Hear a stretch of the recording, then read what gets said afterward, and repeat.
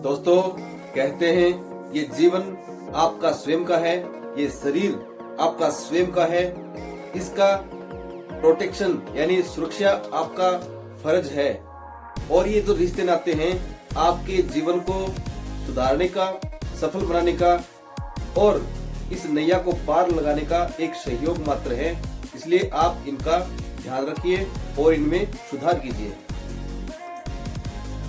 सभी दोस्तों को नमस्कार, स्वागत है आपका अपने इस प्यारे से YouTube चैनल रहस्य वो बदल दे आपकी जिंदगी। कुछ बातें हमने प्रारब्ध के बारे में अपने वीडियो के पहले पार्ट में ये बता दिया था कि प्रारब्ध क्या होता है और प्रारब्ध का निर्माण कैसे होता है, क्रियमाण कर्म क्या होते हैं और संचित कर्म क्या होते हैं। आज हम इसके बारे में जानकारी लेंगे कि क्या हमने जो पहले कर्म किए और उनसे जो प्रारब्ध बना, क्या उनको उसके प्रभाव को कम किया जा सकता है, या जो बुरे कर्म आपके और हमारे हाथ से हो जाते हैं और उनका जो परिणाम हमें आगे मिलना होता है, क्या हम उसको काट सकते हैं, समाप्त कर सकते हैं, क्या हम उनको अच्छे क्रम में बदल सकते हैं। तो मैं कहूंगा कि बिल्कुल आप अपने पूर्व में किए गए कर्मों में सुधार कर सकते हैं। आप अपने प्रारब्ध को जो हमने अच्छे और बुरे कर्म करके किया है उसको हमारे सामने आने से रोक सकते हैं, उसको कम कर सकते हैं। एक बार एक छोटी सी बात मैं आपको बताना चाहता हूँ। मान लीजिए एक व्यक्ति ने घर की आर्थिक तंगी को लेकर के और एक छोटी सी चोरी कर ली। चोरी करने के बाद में जैसे ही उसने कुछ चुराया और चुरा करके उसने घर में उसको काम में ले लिया, जिसका सामान चुराया गया पुलिस में शिकायत कर दी गई। पुलिस आकर के उस व्यक्ति की पहचान कर लेती है कि चोरी किसने करी। यहां उस चोर ने पहला कर्म किया चोरी करने का। आर्थिक तंगी उसका प्रारब्ध था, या तो उसको वो भोग लेता, लेकिन वो भोग नहीं पाया, इसलिए उसने उससे बचने के लिए चोरी करी। चोरी की सूचना पुलिस को लगते ही पुलिस आकर के उसको गिरफ्तार करके पुलिस स्टेशन ले गई। यदि वहां वो व्यक्ति हाथ पैर जोड़ करके माफी मांग लेता है तो पुलिस उसके जो कर्म है उसको, उसके वेटेज को कम करके और उसको वहीं से माफ करके घर पर भेज सकती है। लेकिन यदि उसने ऐसा नहीं किया, उसने वहां पर प्रार्थना याचना ऐसी नहीं करी, ये बात पूरी उसको नहीं बताई, तो पुलिस उस मामले को दर्ज कर लेती है। FIR दर्ज होते ही उस पर अन्वेषण होता है और अन्वेषण के पश्चात मामला मजिस्ट्रेट के समक्ष चला जाता है। लंबे समय तक ट्रायल चलती है, मामले का विचार चलता है और बाद में उसको चोरी की सजा मिलती है। महज 3 साल या 5 साल 7 साल, जो भी उसने वो कर्म किया। यहां पर उसके सामने 2 बातें आती हैं। पहला ये कि वो पहले ही चोरी होने का जो तथ्य है वो पुलिस के सामने प्रकट कर देता कि मैंने आर्थिक तंगीवंश ये छोटी सी चोरी करी थी, मेरा ये पहला अपराध है, भविष्य में मैं ऐसा कोई अपराध नहीं करूंगा, मुझे क्षमा कर दीजिए। तो सामने वाला इतना क्रोधित नहीं होता और वो आपको बैठा करके उस समाज में आपको ले जा करके उस जो आपने जो माफी मांगी है वहां पर आपसे माफी मंगवा करके और उस मामले को डिस्ट्रॉय यानी समाप्त कर देता है। यहाँ आपने वो कर्म नहीं किया तो आपको कोर्ट जाना पड़ा। कोर्ट के सामने भी एक्ट जो बने हुए हैं उन्हीं का अनुसरण होता है और उन जो अधिनियम है, कानून है, उनमें भी ये लिखा हुआ है कि कोई व्यक्ति यदि पहली बार चोरी करता है, पहली बार कोई ऐसा अपराध करता है, तो उसको उस अपराध के वेटेज को देखते हुए और उसके आचरण को देखते हुए, अपराधी का जो आचरण है और उसका जो अपराध का जो दंड को देखते हुए उसको प्रोटेक्शन, संरक्षण दे सकती है। जो एक प्रोबेशन अधिनियम बना हुआ है उसमें छूट दे देती है कोर्ट और उसको रिलीज कर देती है बिना किसी दंड को दिए। लेकिन यहाँ पर भी यदि उसने ऐसी याचना नहीं करी, अपनी माफी नहीं मांगी, तो वो सजा का पात्र हो गया और वो जेल चला गया। ये उसका कर्म और उस कर्म के बदले जो उसका प्रारब्ध मिला उसको दंड तक ले गया, जेल तक उसको भोगनी पड़ी। यह परिवर्तन उस कर्म के प्रारब्ध के रूप में उसके सामने आया।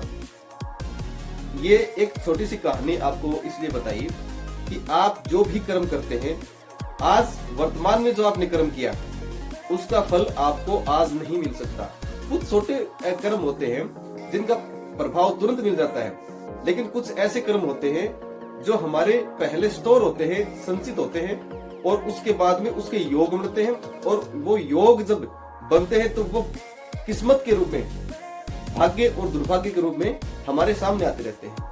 हम समझ नहीं पाते। आज फसल बोई, तुरंत रिजल्ट नहीं मिलता, हमें लगभग 4 या 5 महीने तक वो कर्म करना पड़ता है, मेहनत करनी पड़ती है, उसके बाद में हमें वो गेहूं या जो फसल बोई है उसका रिजल्ट मिलता है। मान लो आपने कर्म कर लिया और उस कर्म को पूरा नहीं निभाया तो आपको रिजल्ट भी वैसा ही मिलता है। आज उस कर्म के प्रारब्ध को कम करने के कुछ उपाय मैं आपके लिए लेके आया हूं। अगर आपने इस चैनल को सब्सक्राइब नहीं किया है तो आप अगर ये बातें अगर अपने जीवन में उतारने का संकल्प ले रहे हैं तो आप इसे सब्सक्राइब कर लीजिए, ताकि भविष्य में आपको ये जो वीडियो सुनकर के जो नॉलेज मिलेगा आप अपने जीवन में उतार पाएंगे। जिन्होंने इस प्रकार के वीडियो नहीं देखे हैं तो वो एक कर्म के बाद में दूसरे कर्म करता रहता है। ये कर्म एक चोर की कहानी के रूप में, चोरी करके जिसको उसने सामान बेचा वो भी उस चोरी का हकदार हो जाता है उस अपराध में। तो ये कर्म बढ़ता रहता है अपराध का। लेकिन यदि आपने इस प्रकार के ये वीडियोस मेरे द्वारा बनाए हुए देखे हैं तो आप उस बात को समझ जाएंगे और उस अपने कर्म के प्रारब्ध को वहन कर लेंगे, तो आपका जो अगला कर्म बढ़ना है उसमें सुधार हो पाएगा। देखो, प्रारब्ध को कम करने का या रोकने का पहला उपाय है सकारात्मक सोच और सकारात्मक दृष्टिकोण। आपके सामने जो बार बार समस्या आती हैं, आप उन समस्याओं को यदि समस्या लेकर के चलेंगे तो एक समस्या को दबाने के लिए आप दूसरी समस्या को पैदा कर लेते हैं। लेकिन यदि आपने इस कहानी को देख लिया कि ये मेरे सामने ये समस्या क्यों आई, उस समस्या को सकारात्मक सोच के साथ और सकारात्मक दृष्टिकोण के साथ यदि आप उसका सॉल्यूशन निकालेंगे तो आपसे अगली कोई गलती नहीं होगी, आपका अगला कर्म खराब नहीं होगा। दूसरा इसका उपाय है आत्म मंथन और ध्यान यानी मेडिटेशन। नियमित ध्यान कीजिए, मेडिटेशन कीजिए, आत्म मंथन कीजिए। आपने आज कौन से कर्म किए हैं? क्या आपके हाथ से कोई ऐसा कर्म तो नहीं हुआ जिसका प्रभाव आपको अगले दिन या उसके बाद वाले किसी दिन सामने आए? ऐसा बहुत बार होता है। हम किसी व्यक्ति की बैकबाइटिंग आज कर रहे हैं, किसी व्यक्ति की चुगली कर रहे हैं। अमूमन घरों में ऐसा ही होता है। एक व्यक्ति किसी और विचार से आपको कोई बात बता देता है, वही बात उस व्यक्ति के सामने एक बड़ा बवाल बन के आ जाती है। सबके घरों में ऐसा होता है। बड़े से बड़े विवाद का कारण वो पहली शुरुआत होती है जो किसी व्यक्ति के मुख से निकली।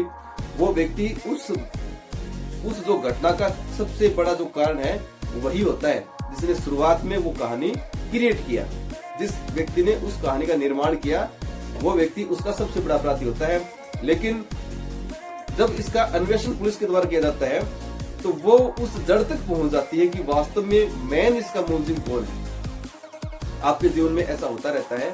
घर में भाई परिवार में लड़ाइयाँ होती रहती हैं, समाज में भी बहुत से लोगों की मोहल्ले परिवार में लड़ाइयाँ होती रहती हैं। बड़ी बड़ी अपराधों का यही कारण होता है। तीसरा इसका मैं कारण मानता हूँ, आप सत्संग को प्राप्त करिए। जो व्यक्ति साधु प्रवृत्ति के हैं, जो सत्य को स्वीकार करते हैं, आप उन लोगों से जुड़िए। यदि आप उनसे जुड़ेंगे तो वो आपको अच्छे और बुरे कर्मों का जो अंतर है, भेद है, और उन कर्मों से होने वाले परिणाम को अच्छी तरह समझा पाएंगे। सत्संग के बिना आप किसी व्यक्ति की गलती को नहीं पहचान पाते, आपके अंदर विवेक प्राप्त नहीं होता। ये जो मानसिक शक्ति है, सारा खेल इसी का है। अगर ये आपकी सक्रिय है तो आप बड़ी सी बड़ी समस्या को भी आसानी से सॉल्यूशन कर लेते हो। यदि आपका विवेक जागृत नहीं है, आपकी मानसिक शक्ति कमजोर है, तो आप छोटे से काम को भी बहुत बड़ी कठिनता से ही पूरा कर पाते हैं। इसका उपाय तीसरा है परोपकार और सेवा। आपसे पहले कोई बुरा कर्म हुआ है और आप किसी समस्या में आ गए हो, तो आप ध्यान रखिए, आप सेवा प्रारंभ कर दीजिए किसी की, चाहे वो प्राणी या पशु हो, पक्षी हो या कोई नर हो। आप अपने ऊपर यदि सेवा भाव लेके आते हैं तो उसका आपको फायदा मिलेगा। परोपकार की यदि भावना आप रखते हो तो भगवान स्वयं भी यही चाहता है कि आपके अगर भाव अच्छे हो गए तो आपका अपराध है वो क्षमा योग्य हो जाता है।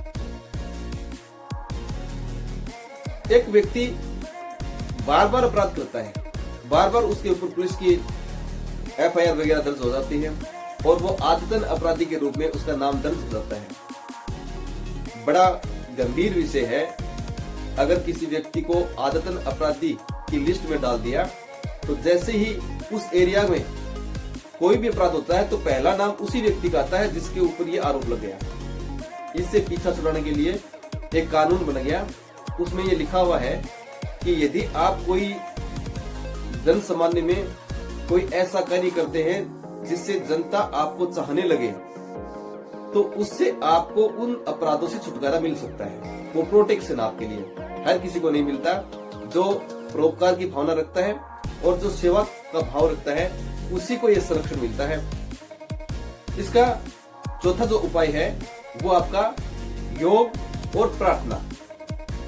कैसे? देखो, आपके हाथ से किसी को चोट पहुंच गई, चोट शारीरिक भी हो सकती है और चोट मानसिक भी हो सकती है। शारीरिक जो चोट लगी उसका निवारण डॉक्टर कर सकता है, लेकिन आप यदि हाथ जोड़कर प्रार्थना करते हैं, क्षमा याचना करते हैं, तो उसी समय उसका समाधान निकल जाता है। वो व्यक्ति आपको माफ कर देता है। ऐसी ही मानसिक चोट है। यदि आपने किसी व्यक्ति का दिल अपने शब्दों से दिखा दिया, आप उसी समय समझ गए कि मेरे शब्दों से सामने वाले के मन पर या दिमाग पर कोई प्रभाव पड़ा है और वो आहत है, तो आप तुरंत माफी मांग लीजिए। आप सेवा भाव से उसको प्रार्थना के रूप में यदि कहेंगे तो वो मान लेगा। उसी समय आप क्षमा योग्य हो जाते हैं, वो क्षमा कर भी देता है। पांचवा इसका उपाय है अपने प्रारब्ध को रोकने का। वो है क्रियमाण अपने जो कर्म हैं, आज जो हम कर्म कर रहे हैं उसमें सुधार करना।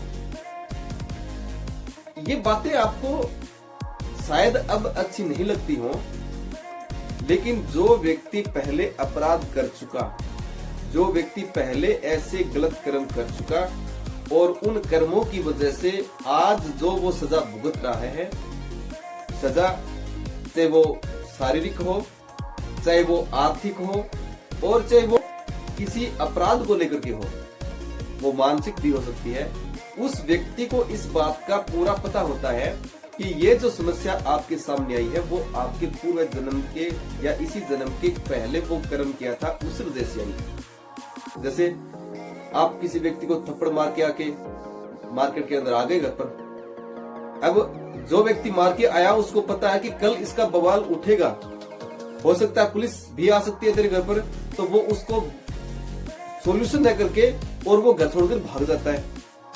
अब पुलिस के पास सूचना जाएगी, पुलिस आएगी, उसको गिरफ्तार करके लेके आएगी, उसको वहां पिटाई भी करेंगे, उसकी सजा भी हो जाएगी।